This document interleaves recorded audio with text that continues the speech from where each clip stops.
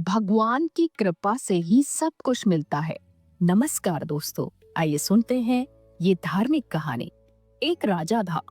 वो जब पूजा के लिए मंदिर जाता तो दो भिखारी उसके दाएं और बाएं बैठा करते। दाईं ओर वाला भगवान से कहता, ए भगवान, तूने राजा को बहुत कुछ दिया है, मुझे भी दे दे।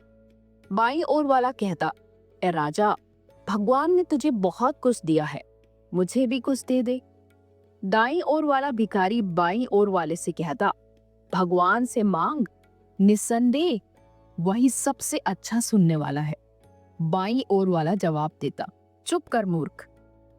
एक बार राजा ने अपने मंत्री को बुलाया और कहा कि मंदिर में दाईं तरफ जो भिखारी बैठता है वो हमेशा भगवान से मांगता है, तो निस्संदेह भगवान उसकी जरूर सुनेगा। लेकिन जो बाईं तरफ बैठता है वो हमेशा मुझसे विनती करता रहता है, तो तुम ऐसा करो कि एक बड़े से बर्तन में खीर भर के उसमें अशर्फियां डाल दो और वो उसको दे आओ। मंत्री ने ऐसा ही किया।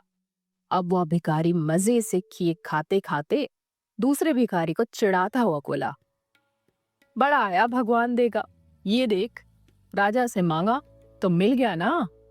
खाने के बाद जब उसका पेट भर गया तो उसने खीर से भरा बर्तन उस दूसरे भिखारी को दे दिया और कहा, ले पकड़, तू भी खा ले, मूर्ख।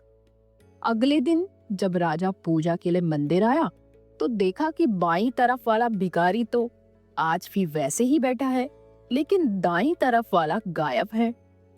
राजा ने चौंक कर उससे पूछा, क्या तुझे खीर से भरा बर्तन नहीं मिला? भिखारी, जी मिला था, क्या शानदार खीर थी, मैंने खूब पेट भर कर खाई। राजा, फिर? भिखारी, फिर वह जो दूसरा भिखारी यहाँ बैठता है, मैंने उसको दे दी। मूर्ख हमेशा कहता रहता था, भगवान देगा, भगवान देगा। राजा मुस्कुरा कर बोला, बेशक, भगवान ने उसे दे ही दिया। तो दोस्तों, ये थी कहानी। इससे हमें ये सीख मिलती है कि हमें भी उस भगवान से ही विनती करनी चाहिए, वही हमें देने वाला है। दुनिया का जीवन तो एक जरिया है, बाकी उसकी मर्जी से ही मिलता है। इसलिए उस कुल मालिक को हमेशा याद रखो। हर रोज भजन, बंदगी, सिमरन करो, तब जाकर हमारा परमार्थ और स्वार्थ दोनों बन पाएंगे। तो आज की धार्मिक कहानी को यहीं पर देते हैं विराम और जल्दी ही मिलते हैं एक नई कहानी के साथ।